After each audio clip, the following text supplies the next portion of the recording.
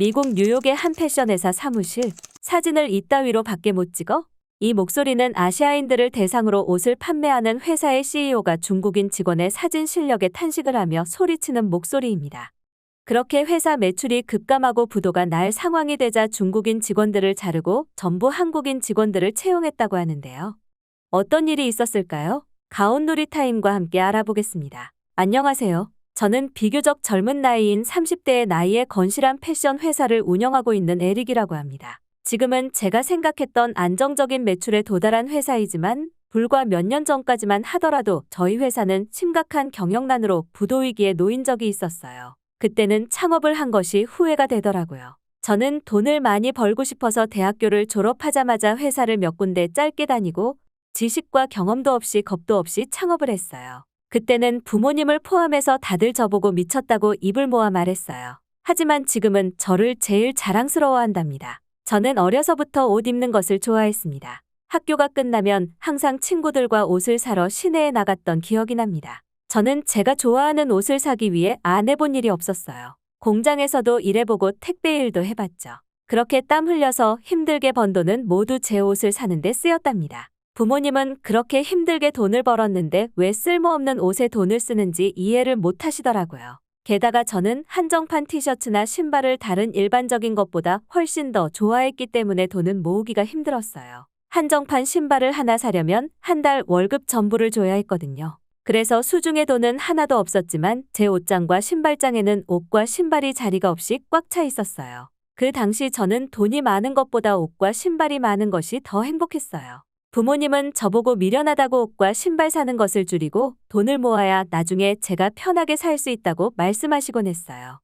제가 이렇게 옷과 신발에 미쳐 있었던 시절에 저와 함께 다녔던 친구가 있었는데요. 바로 한국인 친구 석현입니다. 저와 석현은 원래부터 친하지는 않았어요. 제가 이 친구를 알게 된 것은 제가 좋아했던 한정판 신발 때문이에요. 저는 학교를 갈 때도 남들보다 1시간 일찍 일어나서 멋을 부리고 옷과 머리를 세팅하고 가곤 했어요. 그렇게 한껏 힘을 주고 학교를 갔던 어느 날이었어요. 저는 이날 비 예보가 없어서 한정판 신발을 신었습니다. 그 신발은 제가 아끼는 신발이라 날씨가 좋을 때만 신었거든요. 제가 이 신발을 신고 학교에 가니까 남자애들한테는 인기가 폭발했어요. 다들 쉬는 시간만 되면 제 신발을 구경하러 오곤 했죠. 그리고 그때까지만 해도 그 신발은 전교생 중 저밖에 안 가지고 있는 줄 알았어요. 그렇게 친구들에게 이 신발은 다들 알다시피 비싼 거니까 눈으로만 보라고 잘난 척을 많이 했었어요. 지금 와서 생각해보면 부끄럽네요. 이때 저의 인기가 바닥으로 떨어진 일이 있었는데요. 저는 평소와 같이 머리를 세팅하고 옷도 멋진 것을 입고 신발도 다른 한정판 신발을 신고 학교에 갔었어요. 그런데 평소와 다르게 제 신발을 구경하러 친구들이 오지 않더라고요. 저는 마음속으로 너희들은 가지지 못하는 신발이니까 빨리 와서 봐줬으면 좋겠다고 생각했었어요. 시간이 지나도 친구들은 오지 않더라고요. 알고 보니까 모든 친구들이 옆반에 가 있더라고요. 그래서 저도 궁금해서 무슨 일인가 싶어서 보러 갔습니다. 옆반에 새로운 친구가 전학 왔더라고요. 그 친구는 한국에서 왔다고 했어요. 새로운 친구가 전학 온 것은 호들갑 떨 일이 아닌데 친구들은 왜인지 호들갑을 떨더라고요. 그렇게 의아한 표정으로 지켜보고 있는데 한 친구가 저보고 저 동양인의 신발과 옷을 봐보라고 했어요. 저는 깜짝 놀랐습니다. 저도 없는 구하기 힘든 한정판 신발을 신고 있더라고요. 그래서 친구들이 다들 저 대신 그 친구를 보러 간 것이었어요. 그 친구가 오고 난 후 학교에서의 저희 인기는 확연히 떨어졌습니다. 저보다 좋은 신발과 옷을 입고 다니더라고요. 그 친구는 옷을 다른 동양인 친구들과 다르게 감각적으로 입더라고요. 그래서 친구들이 좋아했던 것도 있었던 것 같아요. 게다가 저보다 덩치도 크고 키도 커서 어떤 옷을 입어도 핏이 살더라고요. 저는 아르바이트를 하면 그래도 살 수 있는 신발과 옷을 신고 입었는데 그 친구는 아르바이트로는 감당할 수 없는 값비싼 신발과 옷을 신고 입고 다녔어요. 그런 이유로 저는 그 당시 그 친구를 질투하고 있었습니다. 그리고 항상 학교에 올 때마다 저보다 좋은 신발을 신고 오지 말라고 기도한 적도 있어요. 저는 질투가 나서 그 친구와 친해지진 않고 멀리서 지켜보기만 했습니다. 그 한국인 친구는 성격도 좋아서 여러 여자친구들도 사귀더라고요. 이 친구의 이름은 석현이었는데 저는 이런 석현이 부러웠습니다. 저도 사실 친구들에게 잘 보이기 위해 옷과 신발을 사고 꾸미는 건데 그 친구는 저처럼 과하게 꾸미지 않은 것 같은데도 멋있더라고요. 그래서 하루는 제가 그 친구에게 자존심을 굽히고 물어봤어요. 어디 웹사이트에서 쇼핑을 하냐고요. 그 친구는 웃으면서 저보고 너도 옷과 신발을 좋아하냐고 묻더군요. 그러면서 오늘 자신의 집에 오지 않겠냐고 했어요. 저는 자존심이 있었지만 오늘 하루만 가서 구경을 해보고 싶어서 알겠다고 했습니다. 그렇게 학교가 끝나고 그 친구의 집으로 같이 갔어요. 그 친구와 같이 집을 가는데 저보고 이런저런 이야기를 하더라고요. 그 친구는 한정판 신발을 가지고 있는 친구들은 학교에 별로 없는데 저를 알게 되어서 기분이 좋다고 했어요. 그러고는 사실 자신도 예전부터 제 신발을 유심히 봤다고 하더군요. 그래서 저도 사실은 그랬다고 했어요. 그 친구는 저와 친해지고 싶었는데 기회가 없었다며 이번 기회에 친하게 지내자고 했습니다. 저는 사실 이 친구를 질투하고 있었는데 이런 제가 부끄러워지더라고요. 그 친구의 집에 가니 한국인 부모님이 반갑게 맞이해 주더라고요. 제가 자연스럽게 신발을 신고 거실로 들어가려니까 친구가 자신의 집은 좀 다르다고 말해 주었어요. 저는 집에서도 신발을 신고 활동을 하는데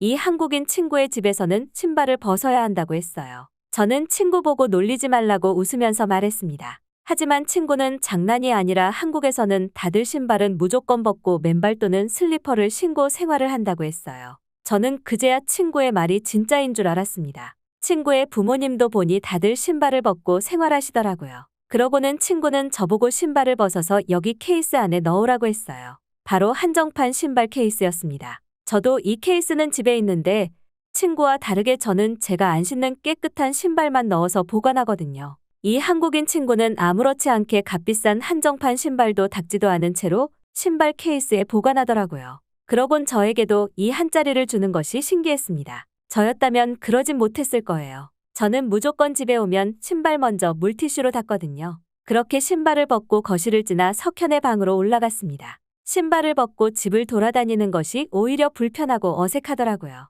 하지만 그 생각은 오래가지 못했습니다. 얼마 지나지 않아서 제 발은 피로감을 전혀 느끼지 못했고 답답했던 마음이 뻥 뚫리는 것 같더라고요. 저는 지금까지 집에서 신발을 벗으면서 생활을 해보지 않았기 때문에 이 편한 기분을 몰랐던 거예요. 그때부터 저는 계속 집에 오면 무조건 신발부터 벗는답니다. 그리고 저희 부모님에게도 한국은 신발을 벗고 집에서 생활한다고 우리 집도 한번 해보자고 해서 저희 집은 여느 한국 집처럼 생활하고 있어요.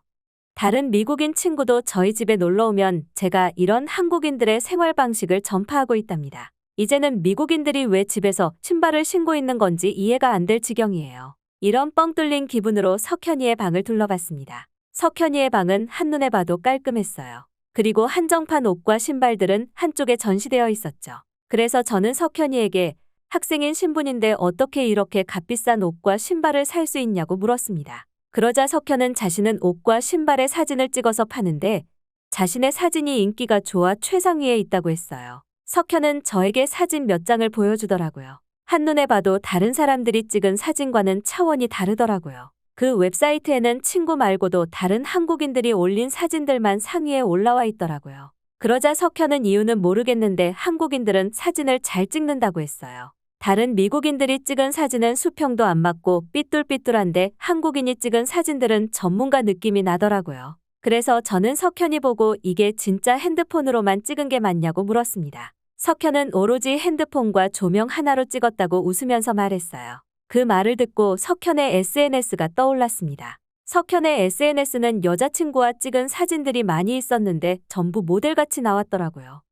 저도 사진을 잘 찍고 싶어서 석현에게 알려달라고 했습니다. 석현은 웃으면서 이 정도는 한국에 있는 자신의 친구들보다 못 찍는 편이라고 말했어요. 그러면서 나중에 신발과 옷을 찍을 일이 있을 때 알려준다고 약속했죠. 저는 이날 이후 석현과 베스트 프렌드가 되었습니다. 석현의 꿈은 자신의 이름을 건 운동화 가게를 차리는 것이라고 했어요. 그 말을 듣고 내 꿈은 패션 회사를 차리는 것이라고 말했습니다. 저는 이 당시 석현에게 많은 사진 기술을 배웠어요. 하지만 사진이라는 것이 쉬워 보이지만 보이지 않는 디테일이 많더라고요. 저는 패션 쪽에 꿈이 있었지만 사진을 위한 손은 똥손이더라고요. 제가 아무리 노력해도 석현이의 사진 실력은 뛰어넘을 수가 없었어요. 시간이 지나 석현의 온라인 판매 사업은 날로 갈수록 성장하고 있었어요. 저도 하루빨리 친구처럼 돈을 많이 벌고 싶었죠. 그렇게 저희는 고등학교를 졸업하고 각자 다른 대학교에 갔습니다. 석현은 디자인을 배우는 과에 진학했고 저는 경영학과에 진학했습니다.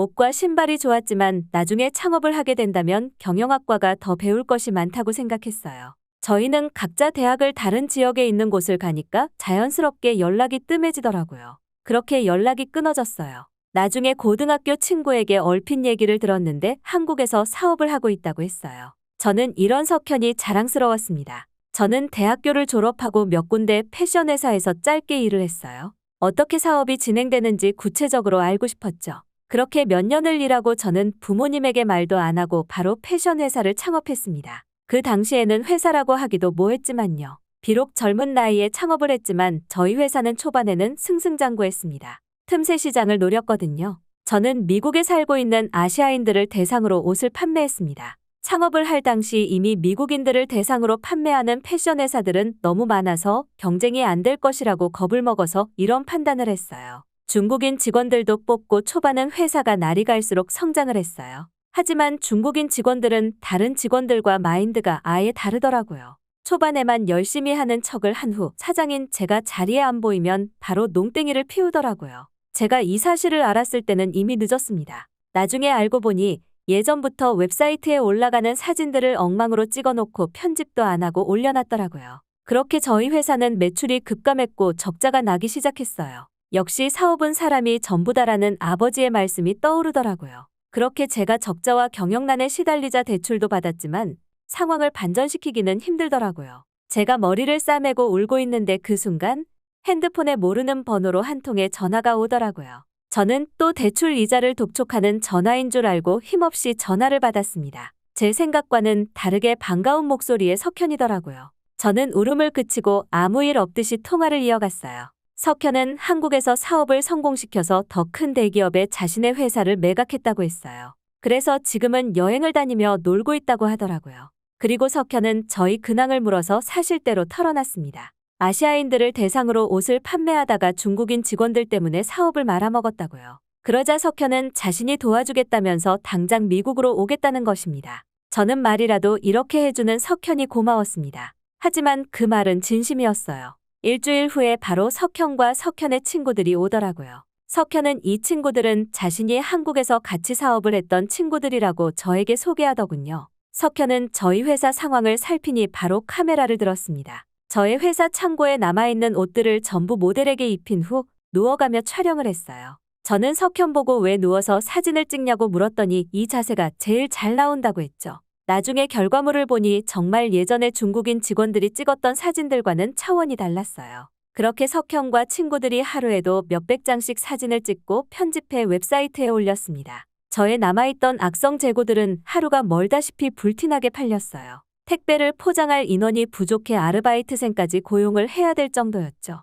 석현은 사진을 찍고 편집해서 올리고 석현의 친구들은 CS, 즉 커스터머 서비스를 맡았어요. 미국에서는 일주일이 걸리는 상품분의 상담을 하루도 채 안 돼서 전부 처리하더라고요. 그래서 제가 왜 이렇게 빨리 처리하냐고 물었습니다. 그러자 석현의 친구들은 한국에서는 이것도 느린 편이라면서 웃으면서 말하더군요. 그렇게 저희 회사는 상품문의 속도도 빠르고 고객 만족도도 높아서 점점 입소문이 났습니다. 한국은 세계에서 일을 제일 빨리 처리하는 나라라고 들은 적이 있는데 그 말이 사실인 것 같습니다. 그러면서 석현은 아시아인들을 대상으로 판매하는 회사면 직원들을 한국인들 위주로 채용한다면 결과가 좋을 것이라고 장담했어요. 저는 그 말을 듣고 직원들을 전부 한국인들로 채용했습니다. 그들은 중국인들과 달리 매사에 열정적이고 성실하더라고요. 그리고 사진 실력은 덤이었어요. 저는 지금까지 아시아인들을 대상으로 판매를 한다고 해서 중국인들을 직원으로 뽑은 것이 정말 후회되더라고요. 직원만 잘 뽑았더라면 저희 회사가 더 성장할 수 있었을 텐데 말이죠. 분명 저의 잘못도 있다고 생각합니다. 제가 사업이 잘 될 때 놀러 다니고 신경을 안 쓴 탓이었어요. 이제부터는 석현의 말대로 하기로 했습니다. 석현은 자신이 한국에서 회사를 운영했을 때에는 자신의 회사만 유일하게 반품이나 교환을 할 때 비용을 받지 않았다고 해요. 지금은 이런 회사들이 한국에 많아졌지만 그 당시에는 석현의 회사만 유일하게 비용을 받지 않아서 폭발적으로 성장할 수 있었다고 했어요. 저는 이런 석현이 자랑스러웠습니다. 학창시절부터 봐왔지만 분명 성공할 것이라고 믿었어요. 저는 다 망해가기 직전인 저의 회사를 일으켜줘서 너무 고마웠습니다. 그러면서 석현 보고 앞으로의 계획이 뭐냐고 물었어요. 만약 계획이 없다면 저와 같이 이 회사를 운영했으면 해서 물어봤죠. 하지만 석현은 다른 꿈이 있어서 아쉽지만 그렇게는 못한다고 했어요. 석현의 꿈은 바로 한정판 운동화 강국인 미국에서 자신의 브랜드를 런칭하는 것이라고 했어요. 그래서 저의 일도 도울 겸 겸사겸사 시장 조사를 하러 미국에 다시 왔다고 밝혔어요. 저는 그 말을 듣고 지금까지 너가 성공해왔듯이 그 사업도 분명히 성공할 것이라고 응원해줬답니다. 저도 나중에 그 운동화를 하나 사러 갈 것이라고 했죠. 그러고는 저보고 자신의 브랜드에서 한정판 신발이 나오면 저에게 무조건 1순위로 주겠다고 약속해줬어요. 이야기는 여기서 끝이 납니다. 어떻게 보셨나요? 한정판 신발과 옷을 좋아하던 소녀는 커서 패션 회사를 운영했는데요. 초반에는 승승장구하다가 중국인 직원들의 사진 실력과 막장 대응 때문에 경영난에 시달리고 부도 위기까지 있었습니다. 하지만 고등학교 때 친했던 한국인 친구의 사진 기술과 한국식 서비스 덕분에 기사회생했는데요. 역시 한국인들의 사진 실력과 온라인 쇼핑 서비스는 세계 최고라고 생각이 듭니다. 저도 한국식 온라인 쇼핑 서비스와 사진 기술이 널리 퍼지기 바라면서 이만 물러나겠습니다. 지금까지 세상의 중심이 되는 한국의 이야기를 전해드리는 가온누리 타임이었습니다. 인상 깊게 보셨다면 댓글로 여러분들의 생각을 남겨주세요. 끝까지 시청해주셔서 감사드리며 여러분들의 구독과 좋아요는 영상 제작에 크나큰 힘이 됩니다. 앞으로도 더욱더 인상 깊은 이야기로 찾아뵙겠습니다.